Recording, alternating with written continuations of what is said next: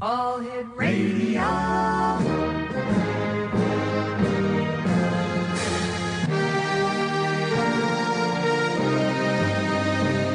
Welcome to the X Zone, a place where fact is fiction and fiction is reality. Now, here's your host, Rob McConnell.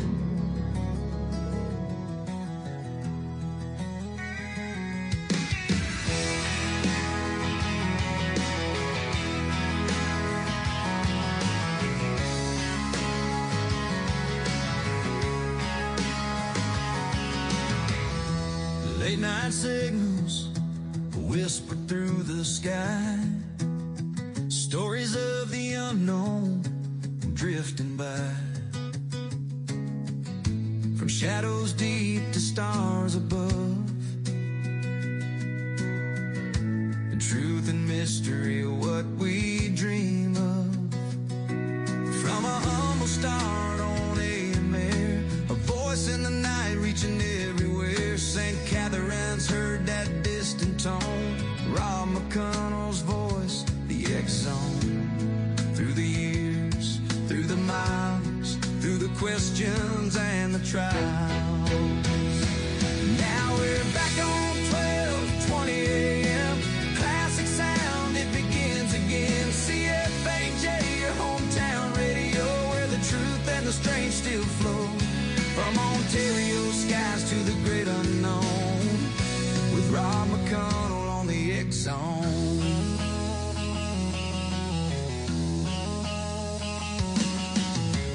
In 33 years, the journey's long.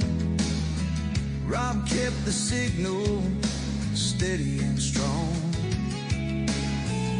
Through every guest, through every call, sharing the mysteries with us all. From haunted nights to cosmic light, he's chased the dark, he's chased the bright. And now the dial comes full around, back where the signal was first found. Every mile, every show, led him back to what we know. Now we're back on 12:20 a.m. Classic sound, it begins again. CFAJ, your hometown radio, where the truth and the strange still flow. From Ontario skies to the great unknown, with Rob McConnell on the X Zone.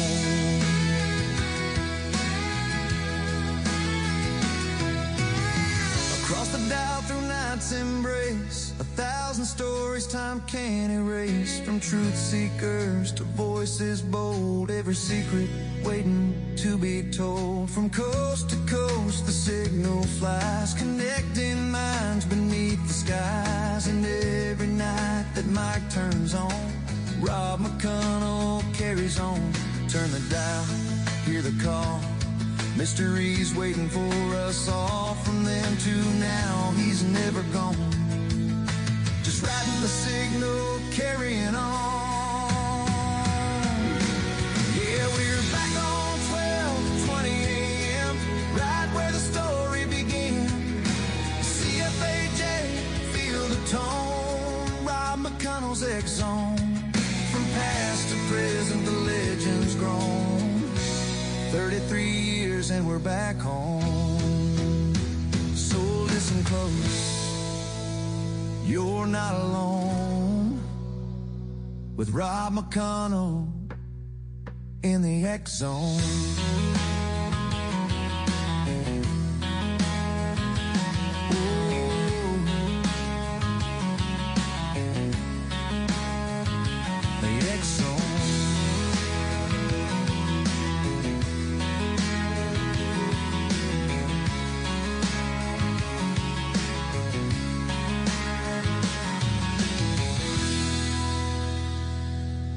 And welcome to the X Zone, everyone. I am Rob McConnell, and for the next 2 hours, I'm your host and your guide as together we will cross the time-space continuum to this place that I call the X Zone. It's a place where people dare to believe and dare to be heard. It's a place where fact is fiction and fiction is reality. And the X Zone comes to you Monday through Friday from 10 p.m. Eastern until midnight, right here on the CanCon Broadcast Network. and your hometown radio, Classic 1220 CFAJ AM. And they stream us at classic1220.ca. Now, if you'd like to send me an email, the email address is xzone@xzoneradiotv.com, and on all social media sites, Xzone Radio TV. Xzone Nation, my guest of this hour is Phil Humphries, and we've had the pleasure of having Phil on the show before. And he is a former CIA officer, a former law enforcement officer. He's also... he's done investigation, security work, and much more. So joining us now from the great USA is our friend Phil Humphries. And Phil, welcome back to the show. Thank you, Rob. It's a pleasure to be here. Before we get to talking serious kind of stuff, like you and I always do, Phil, I'd like to read a couple of the funniest laws people still talk about in the United States, because I know you're a former law enforcement officer as well as a CIA officer, and I thought that I know up here in Canada we've got crazy laws as well, but because you're with us, and let me see what we have here in Alabama. It's illegal to drive while blindfolded. Did you know that? Now, I did not. Now, this sounds ridiculous until you remember apparently somebody had to do it before the lawmakers decided to outlaw it. Let me see. In Arizona, donkeys may not sleep in bathtubs. Now, these are laws that are still on the books, X-Zone Nation. The odd law dates back to the 1920s after a donkey sleeping in a bathtub was swept away during a flood, leading to an expensive rescue. Okay. In California, this one here should hit home with a lot of people who love frog legs. Frogs that die during frog jumping contests cannot be eaten. Apparently, California lawmakers anticipated that someone might want frog legs after the competition. Way too much time on their hands in California. Florida. This one here. I saw it and I said, you've got to be kidding. It's illegal to tie an elephant to a parking meter. Who would have thunk? Who would have thunk, eh? Yeah. If you tie your elephant to a meter, technically you'd be expected to pay for the parking fee. Oh, come on. All right, Georgia. It's illegal to keep an ice cream cone in your back pocket on Sunday. The strange law reportedly dates back to horse theft. Thieves could lure horses away with the cone sticking out of the pocket and claim the horse was simply following them. I see. Okay, and let's go to Illinois now. Here we go. Illinois, it's illegal to give a dog whiskey. Someone apparently decided dogs deserved better than bourbon. Okay. In Indiana, the value of pie was almost legislated. In 1897, an Indiana legislature introduced a bill that effectively redefined the mathematical equation pi. Fortunately, the state Senate never approved it after mathematicians objected to it. In Kentucky, a person must bathe at least once a year. Okay, and, not exactly a demanding hygiene standard in Kentucky. In Louisiana, it's illegal to rob a bank, then shoot at the bank teller with a water pistol. Now, I'm going to read that over again. It's in Louisiana, it's illegal to rob a bank and then shoot at the bank teller with a water pistol. Let me see. Apparently, lawmakers in Louisiana want to close up every loophole. In Massachusetts, these are real. In Massachusetts, snoring can technically violate some local nuisance ordinances if disturbing the neighbors. No one is likely to be arrested for snoring, but loud nighttime disturbances have occasionally been cited under local laws. And I wonder if that applies to the seedy motels that they have in Massachusetts. Okay, Here we are. M for Minnesota. It's illegal to cross state lines with a duck on your head. Now, I'm not making these up. These are real laws. Once again, X-Zone Nation. I wonder if this is where the name Quackpot comes from. It's illegal to cross state lines with a duck on your head. One of the most famous oddball laws though rarely, if ever, enforced. I wonder why. Is it because there's not a head that a duck would land on? Okay. Missouri. Oh, you're not allowed to wrestle with a bear. Probably excellent advice, whether it's legal or not. Mm-hmm. Nevada, it's illegal to ride a camel on the highway. The law dates back to the 1800s when the U.S. Army experimented with camels in the Southwest. Okay, Oklahoma, it's illegal to make ugly faces at dogs. Yeah, one wonders how officers would determine exactly how ugly is too ugly. In Tennessee, sharing your Netflix password used to potentially violate a state law aimed at unauthorized access to subscription services. That's closer to reality than some other, Well, of course, it's Tennessee. Let me see. Texas, crime doesn't pay, but according to Texas law, neither does crime promotion. Texas has a law making it illegal to commit or promote certain criminal acts for commercial gain, leading to jokes that criminals shouldn't sell autographed copies of their exploits in the state of Texas. In Utah, birds have the right of... wait a second here. In Utah, birds have the right of way on state highways. A sensible law unless you're driving... waiting to, wait for an entire flock of birds to cross. In Wisconsin, okay, what's it in Wisconsin? Oh, here we are. Serving margarine as butter in restaurants was once prohibited. Wisconsin's dairy industry has always taken butter very seriously. And let's have some honorable mentions here. These are famous, but historians generally consider them myths or impossible to verify. Fish may not whistle in Vermont. Women need a permit to wear false teeth in Maine. It's illegal to eat Kentucky Fried Chicken with a fork in Georgia. You cannot carry ice cream in your back pocket in every state, and it's illegal to sing off-key in North Carolina.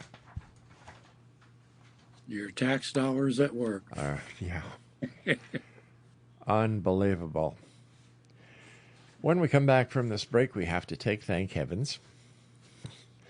Our guest, Philip Humphries, and I will be discussing more serious matters as the X Zone continues.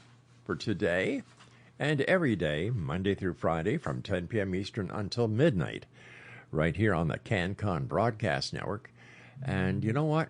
We're also carried and streamed around the world on your hometown radio, Classic 1220 CFAJ AM. And they're right here in St. Catharines, Ontario, just down the street from where we are. So Philip and I will be back after the short break. Don't go away and don't go quackers on us.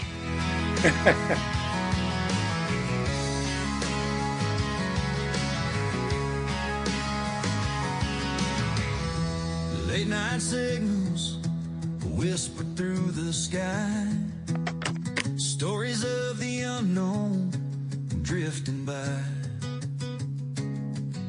from shadows deep to stars above. The truth and mystery of what we dream of. From a humble start on AMR, a voice in the night reaching everywhere. St. Catherine's heard that distant tone.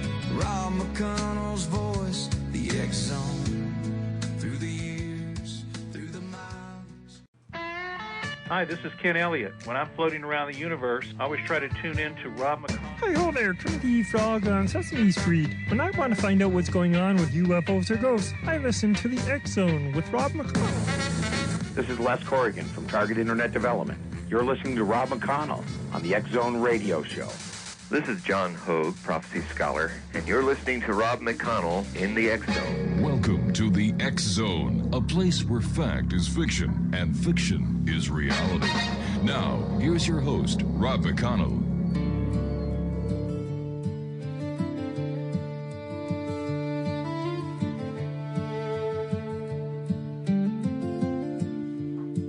They say Mandela died in prison back in 1983.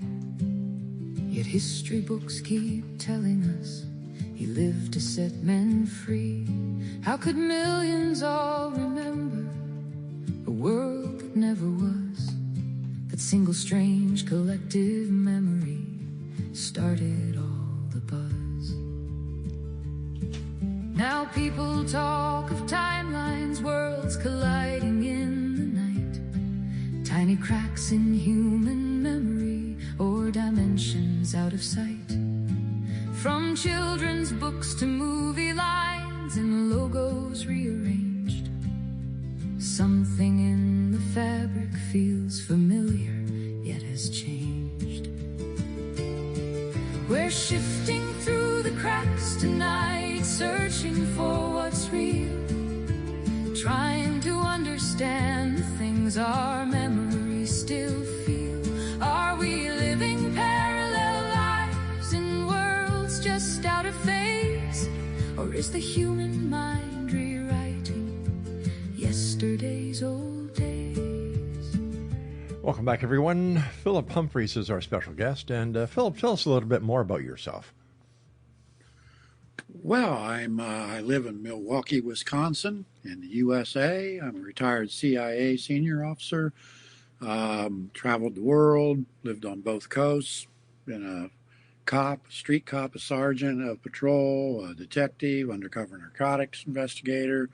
And nowadays that I've retired from CIA, I'm fooling around with on-air personality, acting, and comedy.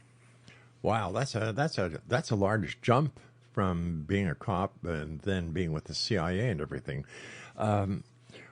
As a police officer, I'm sure that you had more than your share of strange, weird, and wacky moments. What was the funniest or the most ironic case that you worked on as a police officer? Oh, man, there's been so many.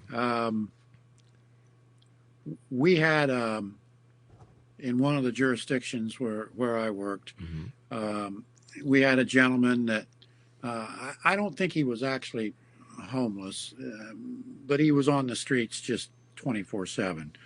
And he was way out there in space. We called him Captain Kirk. And every now and then, we'd get a fight call, and it would be him, and he'd say, well, the planets were out of alignment, and that's why he punched the person or whatever. He was a comical character. He never did any serious harm. And, you know, it was one of those guys, I'm sure in your police career, you had some guys like that too. Yeah, yes, we certainly did. One of the not so funny times that I can recall, mind you, when you look back, you kind of chuckle. We had this, there was this young gentleman who was deaf, and he loved walking the streets at night because there were many times where he was wearing no clothes. And he would whistle to kind of understand where he was. He had an acute sound of hearing, and he also had the white cane. So anyway, he used to love going down to the wharf and jumping in the water and swimming and cooling off and, you know, just behaving like that. Well, one day he's out there and he's whistling and he's using his white cane and he jumps off the wharf, or he usually doesn't. Somebody had parked a ship there. Oh. Yeah. Thank God he wasn't hurt. Thank God, you know. But that was just one of the many strange and wonderful things that you see every day as a police officer. Yeah, you see everything there is to see. And, you know, a lot of the people that I thought were nuts. Yeah. Were now that I look back on it, they were probably saner than many of the politicians in today's world. Isn't that the truth? Now, you worked undercover narcotics, if I'm correct, right? Yes, sir, I did. During your time on the force and working narcotics, was fentanyl a big thing back then? No, in fact, I'd never heard of it. Back in my day, you know, I'm older, I'm 70. It was, you know, crack and cocaine and a variety of prescription drugs and Oxycontin and all kinds of stuff. Of course, marijuana, cocaine, heroin. Yeah. You know, the stuff that you would normally think of when you think narco squad. Yeah, and was there the homeless problem there is today in the jurisdiction where you were? No. No way. You'd have one or two on occasion that, you know, would be living on the street, but that was a rarity. Nothing like today. It just didn't exist. I don't know why, but it did not exist in the jurisdictions where I was. And it may have been prevalent elsewhere. You know, I feel rather bad and sorry for the guys who are in policing today, you know, because they're more or less a paramilitary organization than they are in a police force. They wear flak jackets, they wear the combat gear, and you know they're equipped with automatic 9mm. They have the taser guns, and so much. And yet, when I was a cop, I don't know about you, all we wore was our blue shirt with our badge pinned on it. You know, we didn't wear a bulletproof vest or a flak jacket. No, the vest came later for me, and I had a uniform. Yeah. And you know, we had a sidearm, but back when I started, that was a revolver. It wasn't an autoloader. We didn't have any machine guns or, you know, automatic weapons. We had a 12 gauge in the squad car. Yep. You know, we had a riot stick. We seldom, you know, I never shot anyone.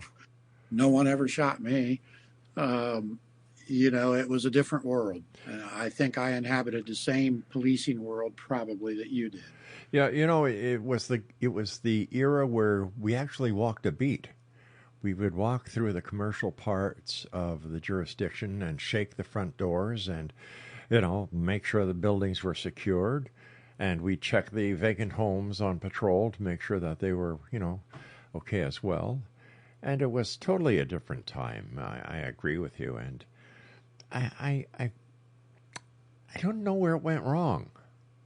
Yeah, I don't either. I mean, today's society is far more violent, wanton violence than I remember dealing with. I mean, we had street fights and we had armed robberies and homicides and rapes and all the things that humanity has always, you know, suffered with. But it was not like it is today. I didn't have to, you know, throw on armor plates and go out and be prepared to do battle every night. I mean, you were always conscious of your surroundings and, you know, people, you know, could hurt you, and you understood that. But truly a different world. I did many of the same things you just mentioned. I rattled a lot of doors, you know, checked businesses downtown, checked people's homes that were on vacation. You know, like I said, no one ever tried to shoot me or kill me. It totally different world. And the biggest butt chewing that I ever got was from my sergeant, and it was for not shooting a guy. You're kidding. No, I mean, I was 20 something, and I, like all young cops, I thought I was bulletproof. And I got a call of a hostage situation, a domestic that potentially had hostages. It was out in the county. I was a county officer. And I arrived, and my backup, because, you know, we were thinly spread, was several minutes away. Yeah. And the guy comes out on the porch, and he has a scoped rifle. And he points it at me. Oh, boy. I opened my door and got behind it, which wouldn't have done anything against the rifle. Drew my handgun and pointed it at him, and I started yelling at him to drop the weapon. And after a couple minutes of me screaming at the guy, he did drop the rifle. But I did not. I was so focused on the rifle, I didn't see the nickel-plated .357 Magnum that he had in his waistband. Oh, my Lord, man. And he pulled that, and he was swinging it up towards me. And I remember at the time I had a double-action Smith & Wesson .357, and it was on double-action pull. It was like click, click, bang. Yep. I was through the click, click, and then he dropped the gun. I released the trigger, and the backup got there, and it turned out neither of his guns were loaded, which doesn't matter, legally. But, I felt pretty good. Yep. I didn't have to kill anyone, and he probably felt good that he didn't have to die. But my sergeant, he didn't see it that way. He thought I was nuts for not shooting him, and, I got a pretty good dressing down. I think the captain had a piece of me later. But, those were the days when, I could make a decision like that, and I'm pretty glad that, that I didn't have to shoot that man. I didn't get in police work to shoot people. No, and, it's funny because people think because you carry a gun, wow. No, they don't realize the responsibility that comes with carrying that weapon on your side. They just don't realize that, it's got to be something horrific for you to even consider drawing that weapon to use deadly force. And it's a decision it's a decision, if it's the wrong decision, that lasts with the police officer for the rest of his life and the members of the family whose loved one was at the end of the officer's bullet. I had a writer from the UK, Sid Tomlinson. He was a chief inspector at Lincolnshire Police Force. And, Sid, in his job in the UK at that time, it was in the 70s, he wasn't armed. No, he had a little Billy that went in a pocket inside his pocket, and that was his weaponry. That and what was between his ears. Everyone got along fine. Something happened to society between then and now that's not good. My friends, stand by. We've got to take our break. X-Zone Nation, our guest this hour is my good friend Philip Humphries. And if you'd like to find out more about Philip, just Google him anywhere, Philip A. Humphries, and you'll be surprised at the wonderful information you pull up. This is the X-Zone. I'm Rob McConnell, and we're coming to you on the CanCom Broadcast Network and, of course, on your hometown radio, Classic 1220, CFAJ AM here in St. Catharines, streaming us at classic1220.ca. That single strange collective memory started all the buzz. Now people talk of timelines, worlds colliding in the night, tiny cracks in human memory or dimensions out of sight. From children's books to movie lines and logos rearranged, something in the fabric feels familiar, yet has changed. We're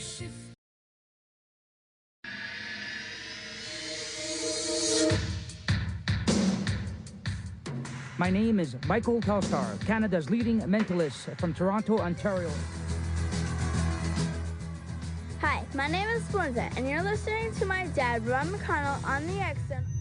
This is Psychic Dorothy from St. Catharines, and you're listening to Rob McConnell. Hello, my name is Holly Reeves, an astrologer from Astro For You, and you're listening to Canada's #1 paranormal radio show, The X-Zone, with Rob McConnell. Welcome to The X-Zone, a place where fact is fiction and fiction is reality.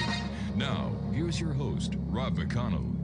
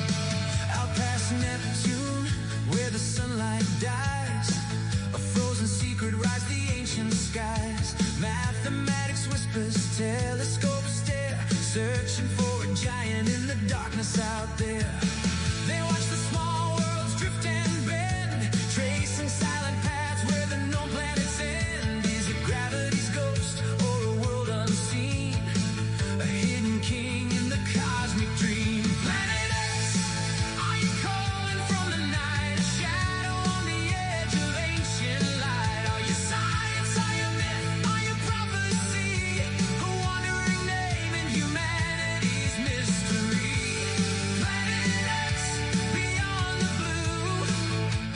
Welcome back, everyone. Our guest is Philip A. Humphries, and if you'd like to find out more about our guest this hour, all you need to do is just Google him. He is on Facebook. He is on LinkedIn. He is on X.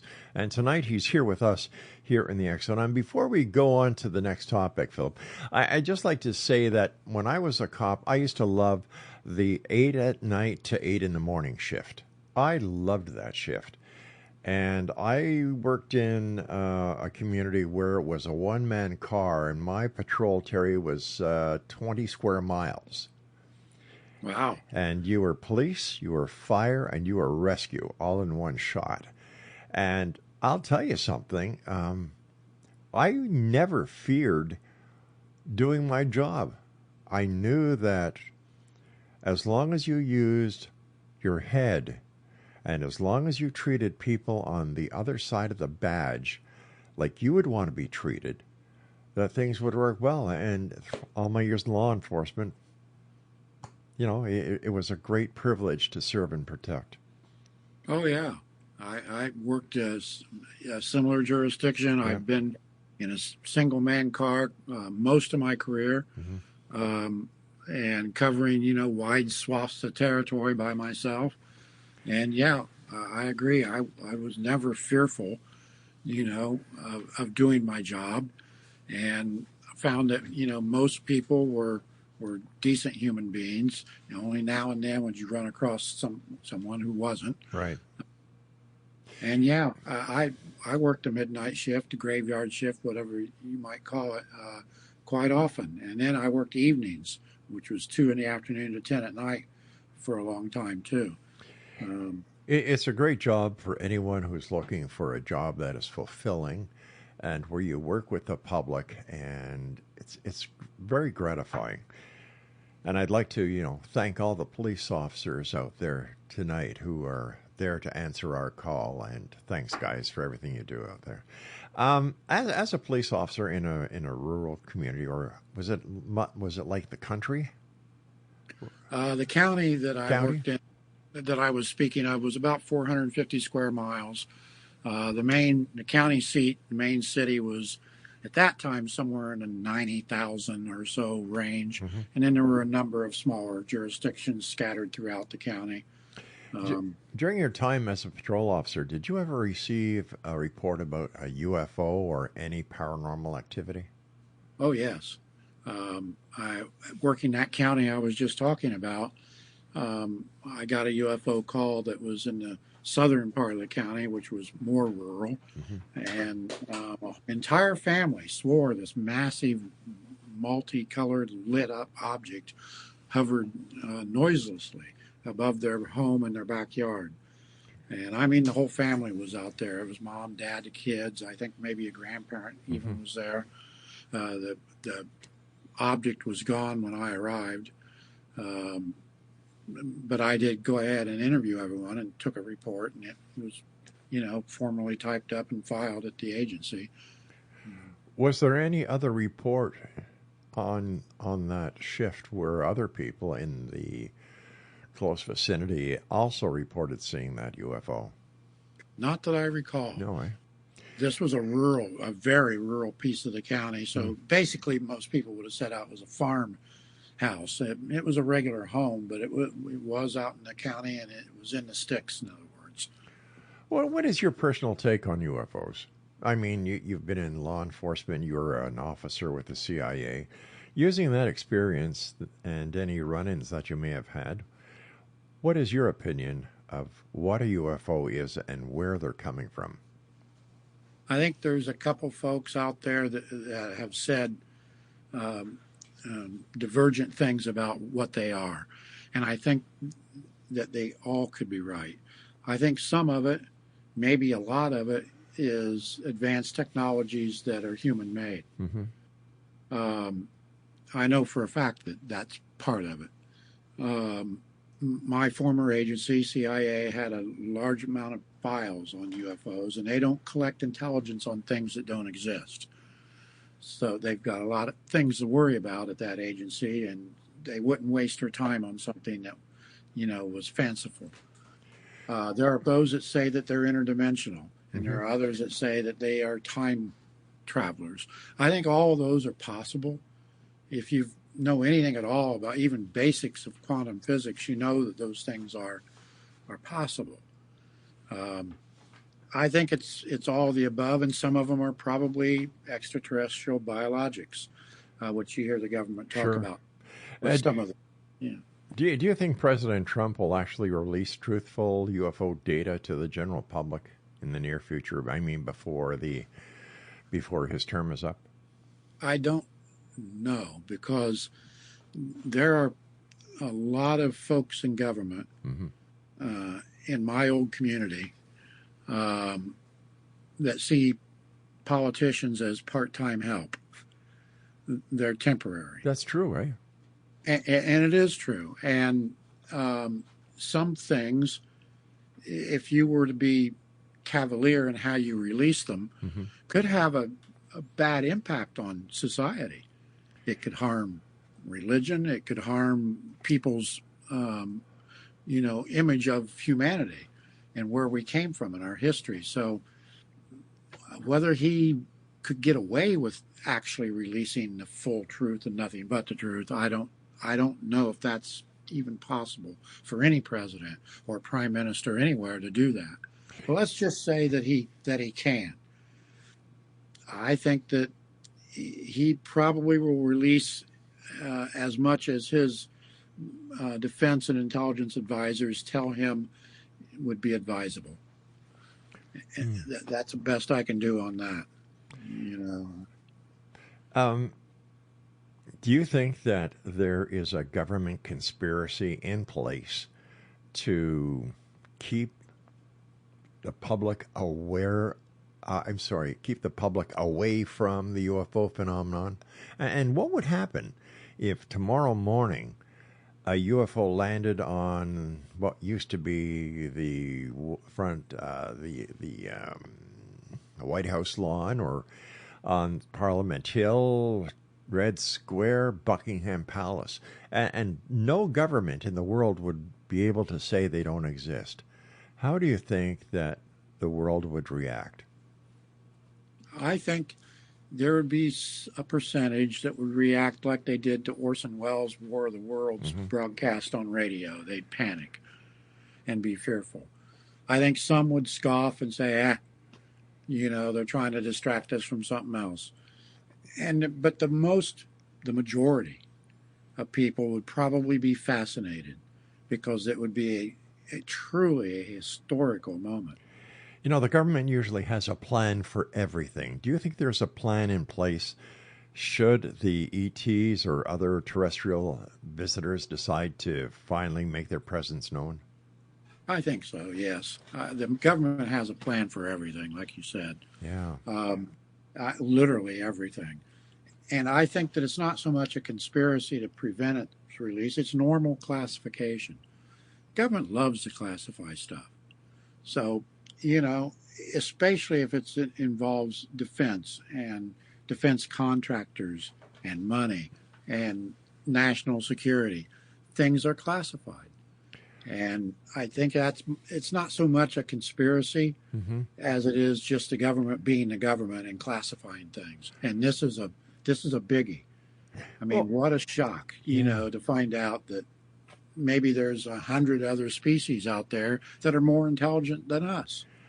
Well, wasn't George Bush privy to an alien contact at a USAF air base in 1964? Eisenhower. Allegedly met with, E.T. Eisenhower wasn't president in 64. No, but allegedly Eisenhower did have contact. And then I remember hearing about Bush, too, and a number of presidents that had some connectivity to the phenomenon. What do you think that the proof of extraterrestrial existence would do with the defense contractors? Well, since reverse engineering, that type of technology, I'm sure, is very profitable, if that was released, there would be a clamor amongst the people of the U.S. and Canada and the whole world, to make these technologies, especially if they could enhance life and have medical impact, make them public and accessible. And the defense contractors who have, made so much money, allegedly, from reverse engineering and manufacturing this stuff probably wouldn't see a lot of humor in that. That's just me being a cynic. Right. But, a pessimist is just a well-informed optimist. All right, stand by, Philip. You and I have to take our final break for this hour. Exonation, our guest this hour is Philip Humphries. To find out about Philip, just Google his name, Philip A. Humphries, and you'll find him on TikTok. You'll find him on X. You'll find him on LinkedIn. You'll find him, well, he's all over the place. And this is the X Zone. I'm Rob McConnell. We'll be back with Philip on the other side of this break as we wrap down this hour here in the X Zone from our broadcast center in St. Catharines, Ontario. And you're listening to us on the CanCon Broadcast Network and your hometown radio, Classic 1220 CFAJ AM, who stream us at classic1220.ca.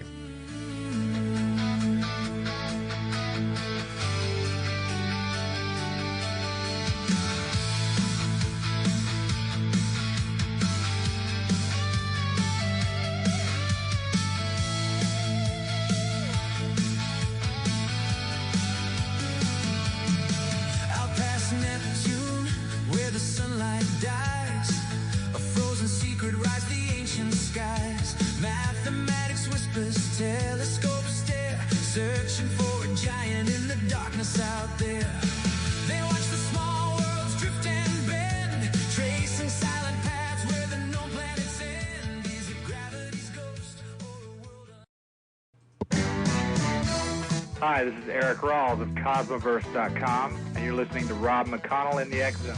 Hi, this is Blade Runner, and you are listening to Canada's #1 paranormal radio show, The X Zone, with Rob McConnell. Hi, I'm Laura Sabrin of Feast to Fields Organic Vineyards in Jordan, and you're listening to Canada's #1 paranormal radio show, The X Zone, with Rob McConnell. Hi, my name is Lady Ashley, the White Witch of Niagara-on-the-Lake, and you're listening to Canada's #1 paranormal talk radio show, The X Zone, with Rob McConnell. Welcome to the X Zone, a place where fact is fiction and fiction is reality. Now, here's your host, Rob McConnell.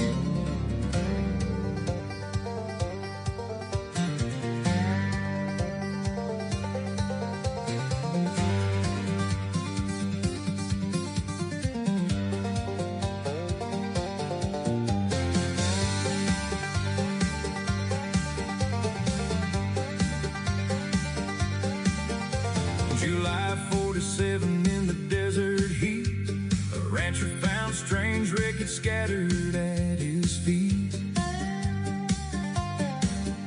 Silver like no metal anybody knew, whispers in the darkness said, could it all be true?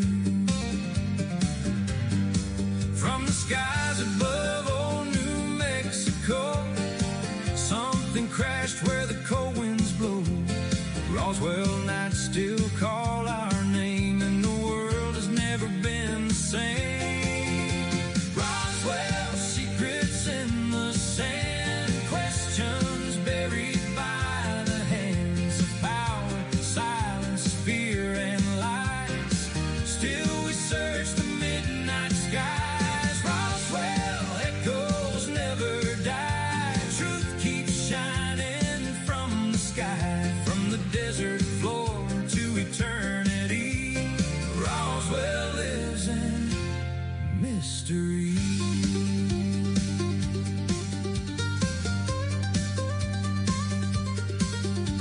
The papers screamed we found a flying disc, then the story changed. They called it weather tricks. Military trucks rolled through the town at night, taking pieces far away beyond the public sight. Witnesses remembered all they saw, strange debris that defied every law. Some stayed silent, some spoke late, haunted by the weight of fate. Late at night beneath the desert moon,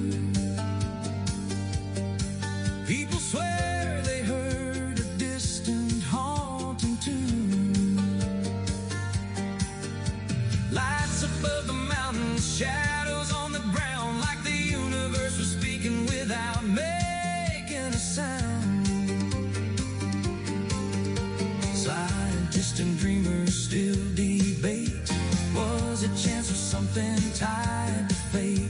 But deep inside, we all still know there's more to Roswell than they show. Roswell, secrets in the sand, questions buried by the hands of power, silence, fear, and lies. Still, we search the midnight skies. Roswell, echoes never die. Truth keeps shining from the sky, from the desert floor to eternity. Roswell lives in mystery. Now across the years, the story still survives in books and dreams and witnesses alive. And every time the night sky starts to glow, we remember what came down in Roswell. Roswell, calling through the years, through the doubt and through the fears. Maybe someday we will know what crashed in old New Mexico. On the X-Zone, we search the night, chasing hidden truths beyond the light, where legends, secrets, and mysteries flow. From the stars above to Roswell below.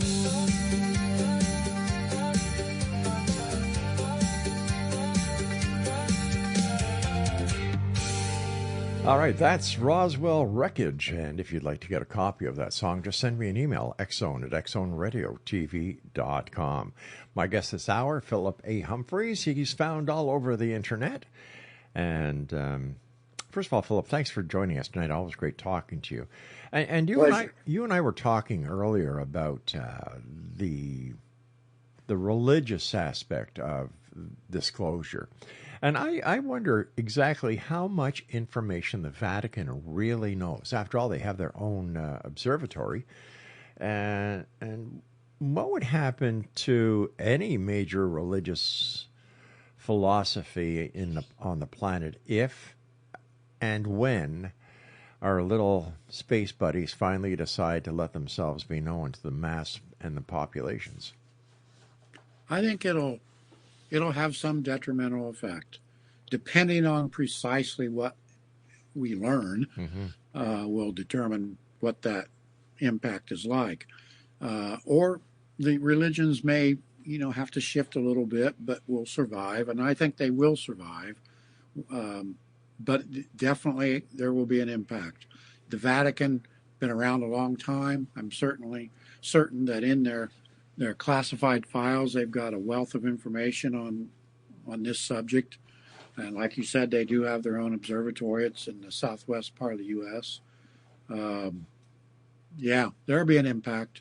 It just depends on what we learn.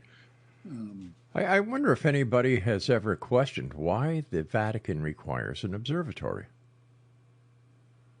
Yeah, that is a good question. Like I just mentioned, I think that they've, in their files, they've got a wealth of information that they've had for a long time. And they may not have understood everything technologically, but today I'm certain they do. Well, maybe you and I should plan a trip to the Vatican and see if the Pope will answer these questions for us. Yeah, I don't think he'd see much humor in that. I don't think the Swiss Guard would let us get very close, or the Vatican police. So let's just scratch that off the bucket list. Yeah, that might be good, yeah. How about other parts of the paranormal? What is your take? For example, Bigfoot. I think that what's the population of the U.S. is like 350-some million. It's 35 million plus in Canada. Everyone's got a smartphone in their hip pocket with excellent movie-grade cameras, and yet nothing. Zippo. You could say the same about a lot of the UFO stuff. Plus, if there's Bigfoot living in the woods, they die at some point. What happens to the remains? How come there's no bones and skeletal remains? That are, And no reports of Bigfoot or photos of Bigfoot or photo cadavers of Bigfoot have ever been released by a forest ranger. And these guys, they go through the woods on a daily basis. As well as far as I know, there has been no webcam footage of anything resembling a Bigfoot taken by any law enforcement vehicle. That's true. And then there's all these trail cameras that people have, and drones with cameras and infrared. And yet we don't have any substantive proof. Is it possible that we as a human race want there to be something more, want there to be a mystery that hasn't been solved yet, because we need to believe that there's more to this life than just being born and then dying? Because after all, the moment we're conceived is the moment we start to die. That's true. I think you've hit on something there. Yes, I think it is a very human thing to want to believe, whether it's, in medieval times wanted to believe in fairies, or whether it's today and you want to believe in Bigfoot and flying saucers and aliens from outer space. I think there's just innate desire to believe in those things. If you talk to any real UFO enthusiast, you can tell they want to believe. Yeah. Because we've been jaded by our law enforcement careers, we are natural born cynics. And is it that we've been jaded, or that we hold things to a higher standard? For example, where's the evidence? Right. And that's a better way of saying it. Yeah. Yes. People say, Rob, why do you do your show? You sound like a skeptic. And the truth is, I want to believe. And I believe by having guests like you on the show and other people that we have on the show who are Bigfoot investigators, ghost researchers, UFO researchers, ufologists, and other experts in these fields, that I may finally get the proof that I need to prove beyond a shadow of a doubt that these things are real. So it's not that I'm a skeptic. I'm a believer who is using my platform, my radio show, getting this message across the world that, hey, if you've got evidence and you want to prove your point, contact me, X-Zone at xzoneradiotv.com. I want to believe. I really do. Me too. I really do want to believe. But, like you just said, where's the evidence? With all the technology that's in everybody's jeans pocket, where's the pictures? Where's the video? More questions than answers. And then you've got the argument that I proposed to a couple of people that I know at NASA, and one of them is a hardened believer in reverse engineering. And I said, okay, if in fact there has been reverse engineering on crashed UFOs, then why do we still need solid rocket propellant to get anywhere? Why do we have to make such a big deal about going on to the other side of the moon if we already have this technology? What's the sense? Why are we spending so much money on these type of things when we could feed the hungry, clothe the people who need clothes, build homes, and do betterment instead of wasting all these billions of dollars in spaceflight if we already have the technology? Right. And if it came to light that they did have the technology and they suppressed it, boy, would that be bad news for a lot of politicians and a lot of corporate people. Isn't that the truth? Well, my friend, the time has come when I must say so long for tonight. I want to thank you ever so much for joining us. Always a great pleasure talking to you. And Exo Nation, if you'd like to find out more about my guest this hour, Philip A. Humphries. He's all over the internet. Philip, thank you so much. Blessings to you, and be safe, my friend. You too, sir. Thank you very much. I'll be back on the other side of this break as hour number 2 of the X-Zone with yours truly, Rob McConnell, from our broadcast center in St. Catharines, Ontario, Canada, on the CanCom Broadcast Network, and Classic1220.ca continues right after this break. Anybody knew, whispers in the dark said, could it all be true? From the skies above old New Mexico. Something crashed where the cold winds blow. Roswell nights still call our name, and the world has never been the same.